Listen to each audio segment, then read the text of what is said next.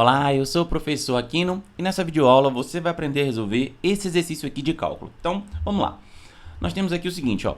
Prove que esse limite, quando x vai para a, de f de x existe e c é um número, né, pertencente aos reais. Então, limite de c que multiplica f de x, quando x vai para a, é igual a c que multiplica o limite de f de x quando x vai para a. Basicamente, o que esse exercício aqui faz é querer que você prove que quando você tem uma constante multiplicando a função, essa constante, no limite, ela pode, entre aspas, sair do limite e aí aparecer multiplicando o resultado daquele limite. Bom, vamos resolver isso aqui.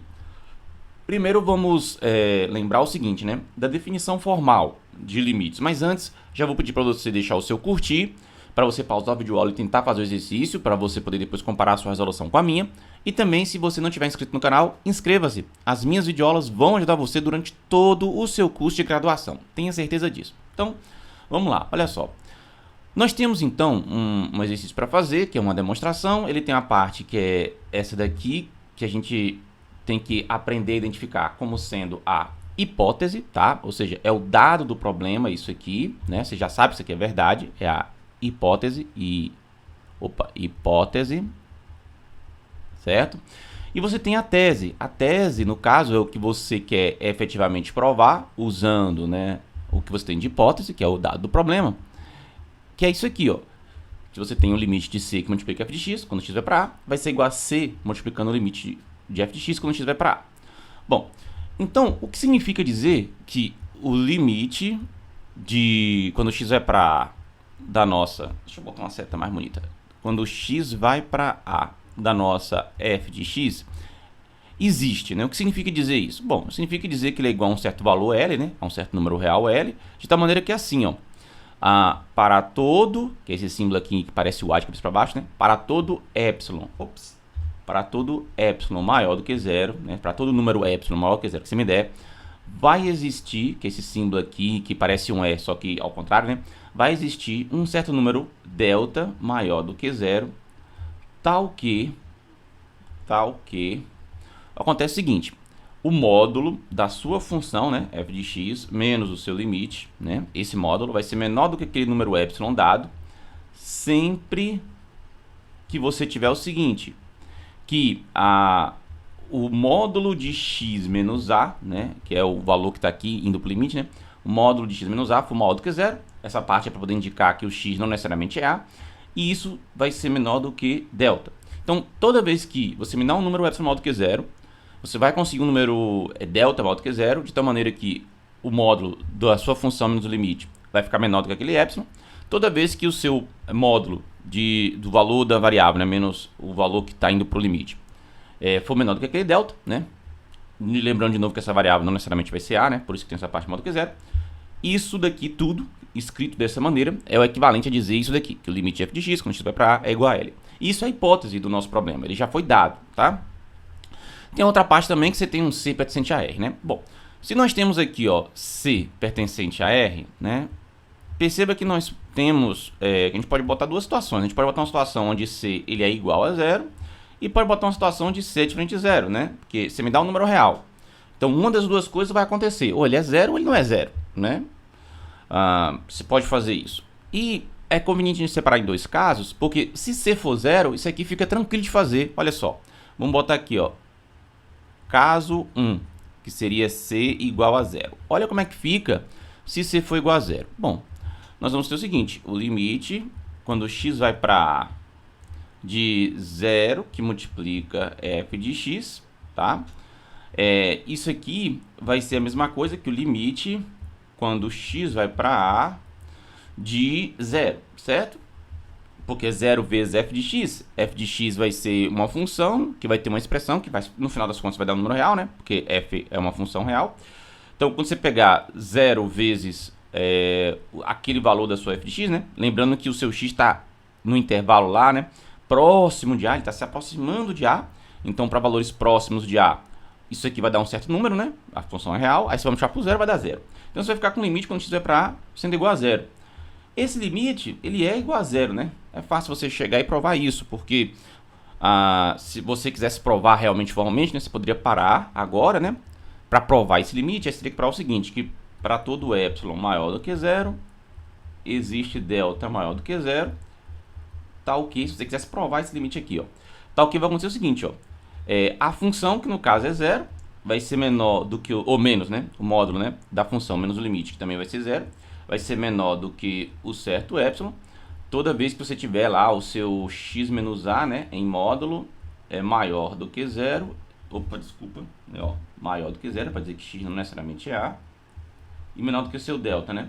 Isso vai ficar fácil, porque, ó, 0 menos 0 é 0, então vai aparecer o módulo de 0 menor do que epsilon. Bom, mas módulo de zero é o próprio zero, né? Então, essa continha aqui vai dar zero menor do que epsilon. Que você pode escrever ao contrário, né? Você pode escrever que epsilon, né, é maior do que zero, né? Porque se você diz que zero é menor do que epsilon, é a mesma coisa dizer que epsilon é maior do que zero, né? Só que veja, o epsilon que você já dá de início já é positivo. Então, essa sua desigualdade toda aqui vai ser verdadeira de qualquer jeito já, né? Porque o número epsilon que você me deu já é maior do que zero. Então é claro que ele vai ser maior do que o módulo de 0 menos 0, né? E isso vai acontecer para qualquer epsilon, na verdade, que você, ou para qualquer delta que você pegue, né? Então você pode tomar um epsilon qualquer, um delta qualquer, né? Isso aqui vai ser verdade, tá? Então, fica fácil você provar que esse limite de 0 quando estiver para A é igual a 0. Mas enfim, isso aqui é só se você quisesse fazer depois formalmente, né? Parar e fazer formalmente. Bom, isso, isso foi de um lado aqui, certo? Deixa eu só voltar. Isso foi de um lado. Só que por outro lado, né? Você tem o seguinte. O que acontece se você pegar e fazer 0 que multiplica o limite quando x vai para A da sua f de x? Bom, pela hipótese, o limite de f de x quando x vai para A existe, então vai ser um certo número real L, né? Então isso aqui vai ficar 0, né, porque está fora do limite, vezes esse número real L, e 0 vezes o número real L qualquer vai dar o próprio zero. A conclusão aqui que você chega, né, quando você junta as duas coisas, é que você teve o quê? Que o limite, quando x foi para A, da sua 0 multiplicando a sua f de x, foi igual a você fazer 0 multiplicando aqui, né, o limite do seu x indo para A da sua f de x. Ou seja, quando a constante foi 0, e ela estava multiplicando a função, ela pôde, entre aspas, sair do limite multiplicando, né? Esse foi o caso 1, quando c foi igual a 0, né? Olha para cá como é que é a tese, né? Veja que a constante está aqui, tem que aparecer multiplicando o limite, né? Tem que sair e aparecer multiplicando o limite. Foi o caso aqui quando o seu c for 0. Mas e quando não for 0? Bom, aí vamos lá. Então, porque lembra que se seu c é um número real, então ou ele é 0 ou ele não é 0, né? Você pode dizer isso. O que você vai fazer quando o c não for 0? Aí você vai precisar de uma argumentação melhor aqui. Vamos lá, olha só. Seja um número epsilon maior do que 0. Tá, então você me dá um número epsilon maior do que 0. Bom, temos o seguinte. Nós temos que epsilon dividido pelo módulo desse número real c vai ser maior do que 0 com certeza. Professor, por quê? Vamos lá. Primeiro que c não é 0, né? Porque você está fazendo o caso 2 onde c não é 0. Então não tem problema você dividir pelo módulo de c, porque esse módulo de c nunca vai ser 0. Beleza. Segundo, que se você me dá um número real, né, e tira o módulo dele, o resultado é positivo. Então você vai ter epsilon, que é um número positivo, dividido por um número que também é positivo, que é o módulo de c, o resultado dá outro número positivo, né? Então, um número positivo dividido por um número positivo dá um número positivo. Então, isso aqui vai ser verdade. Então, tá. Eu já sei que isso aqui tudo vai ser um número positivo, né? Então, veja. Olha só. Se a gente pega, então, aqui, ó, isso aqui tudo, olha só. Esse epsilon sobre o módulo de c, vamos chamar isso aqui de epsilon', tá? Veja que esse epsilon' vai ser um número maior do que 0. Estou escrevendo epsilon' para não confundir com o epsilon original aqui, né? E o que a gente tem aqui da hipótese? Bom, nós temos aqui na hipótese, olha só, que o limite de f de x quando estiver para A é igual a L. O que significa que para todo epsilon maior do que 0 que você me der, vai existir um delta maior do que 0, tal que isso aqui tudo acontece. Pois bem, olha só. O que acontece aqui? Digamos que eu dê para você o epsilon', certo? Que era justamente aquele epsilon que você tinha me dado inicialmente, dividido pelo módulo de c, né? Então, como isso aqui é maior do que 0, né? Então, pela hipótese, né, vai ter que existir um delta associado a esse epsilon', de tal maneira que isso aqui tudo acontece, né? Então, é isso que eu vou fazer, ó. Já que você me deu um certo epsilon', né, vai ter que existir um delta que isso aqui tudo acontece, já que o seu epsilon aqui é maior do que 0, né? Então, eu vou chamar esse epsilon aqui, só para poder manter a notação, eu vou dizer que esse delta que vai existir aqui, né, que vai atender a isso, vai ser um certo delta' aqui, certo? Mas, enfim, aí aqui vai aparecer delta'. O que vai acontecer? Olha só. Então, vai ficar assim, ó. Pela hipótese, vamos escrever, né? Pela hipótese, pela pela hipótese,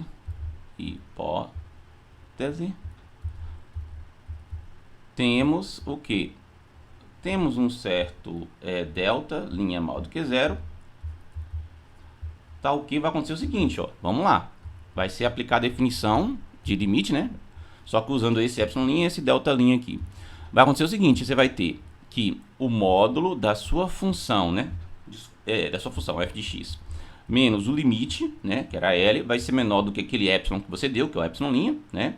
Vai ser menor do que o seu epsilon', digamos assim, né? Olha só. Sempre que você tiver o seu zero menor do que o módulo de x menos a, menor do que o seu delta', né? Que é aquele epsilon' que você deu, vai ter que ter o delta' associado. Bom, mas isso daqui vai ser o que, né? Isso aqui vai ser, então, módulo da sua f de x menos L menor do que seu epsilon' foi o epsilon, que você começou aqui, né? Dividido pelo módulo de c, né?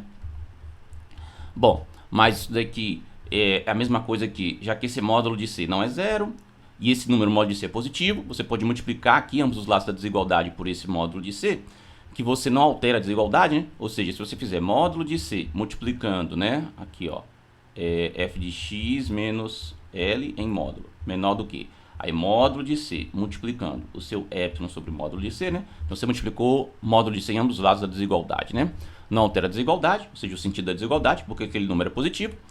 Aqui você vai poder simplificar, né? Já que o número não é zero.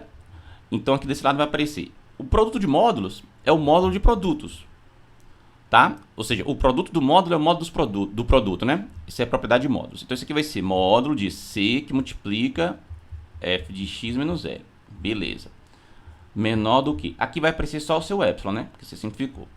Aqui fazendo agora a distributiva vai aparecer módulo de cf de x menos cl menor do que epsilon, certo? E aqui, ó, você pode continuar, né? Sempre que você tiver, né, esse zero menor do que, esse zero menor do que o módulo de x menos a, menor do que o seu epsilon, ou seu delta', aliás, né? Que é um número positivo, né? Lembra? Então, o que aconteceu aqui? Bom, se você conseguiu que c vezes f de x menos c vezes L e módulo é menor do que epsilon, que é um número positivo dado, né? Sempre que acontecer zero menor do que módulo de x menos a, menor do que esse delta', que também é um número maior que zero e que sempre vai existir, né? Pela hipótese, né? Porque, lembra, você me dá um número epsilon maior do que zero qualquer, tem que existir um delta maior do que zero para atender aquele limite, né, da nossa função f de x, quando x vai para a, dando igual a L. Então, se você me deu em particular esse epsilon, que foi esse epsilon' maior que zero, que foi o nosso epsilon sobre o módulo de c, vai existir aquele nosso delta, né? Então, como isso aqui acontece, né? Então, você me deu um epsilon aqui, maior do que zero, você conseguiu um delta maior do que zero, só chamei de delta', mas enfim. De tal maneira que, quando isso aqui acontece, né? Essa desigualdade, zero menor que o módulo de x menos a, menor que epsilon delta', me deu essa desigualdade aqui. Módulo de cf de x menos cl menor do que epsilon. A conclusão disso, então, né, que é justamente o que você acabou de conseguir, foi a definição formal para que o limite, quando o x vai para a, da sua c multiplicando f de x, ser igual a c vezes L, né? Quando você pega isso aqui tudo, né, que seria arrumando como definição formal, quer dizer isso aqui do ponto de vista de notação, de símbolo, né? Bom, mas espera lá. C que multiplica L, lembra que esse L, o que que é, né? Então, deixa eu repetir aqui, ó. Limite quando o x vai para A, da sua C que multiplica f de x, igual a C multiplicando. O que que é essa L? Essa L, pela hipótese, é justamente o limite quando o x vai para A, da sua f de x. Então, o que que você conseguiu aqui? Justamente a tese, né? Se você faz o limite da sua função f de x multiplicado por uma constante C, quando x vai para a área, e essa constante c, entre aspas, pode sair do limite, multiplicando o resultado daquele limite, né? Que no caso aquele limite f de x quando x vai para a, que foi aquele L. Isso aqui é justamente a tese. Então isso aqui fecha a nossa demonstração, tá? Eu fiz os dois casos, quando o nosso c for um número que é zero, quando o nosso c for um número que não é zero, tá? E cheguei então que nos dois casos isso aqui vai acontecer, belezinha? Então isso fecha a demonstração, percebeu? Então, se ficar com dificuldade, coloca na seção de comentários aí qual foi a sua dificuldade, né? Não esquece também agora que eu vou deixar um exercício para você, porque é importante você treinar. Não adianta você ficar fazendo exercícios só assistindo, né? Na verdade, aí você não está fazendo, né? Você só está vendo a resolução. Não adianta, você tem que também treinar. Então, eu vou deixar um exercício agora que vai ser parecido com esse aqui, ó. que vai ser esse exercício aqui, ó. Olha só, vamos lá. Você tem o seguinte, ó. Deixa eu colocar aqui para você. Faz esse limite aqui, esse exercício aqui de demonstração, né? Ele te deu um limite, só que ele já te deu valores particulares, né? Te deu uma constante, nesse caso aqui é -3. Ele quer que você prove exatamente o que eu acabei de fazer, só que de maneira geral, né? Eu quero que você prove agora para esse caso particular, beleza? Você pode usar as mesmas ideias que eu fiz ali, né? No nosso caso aqui, a constante C é -3. Então você já sabe que não é zero, né? Então você já pode fazer utilizando aquele caso 2, tá? Faz o exercício. Se ficar com dúvida, coloca na seção de comentários. Na descrição do vídeo eu vou colocar a solução, né? A sugestão para você resolver. E não esquece de deixar o seu curtir se você não deixou ainda e de inscrever-se na videoaula se você ainda não está inscrito. As minhas videoaulas vão ajudar você. Essa aqui já te ajudou, então não esquece de inscrever-se, tá bom? Vejo você nas próximas videoaulas aqui desse curso onde eu estou resolvendo exercícios de cálculo. Até mais e tchau!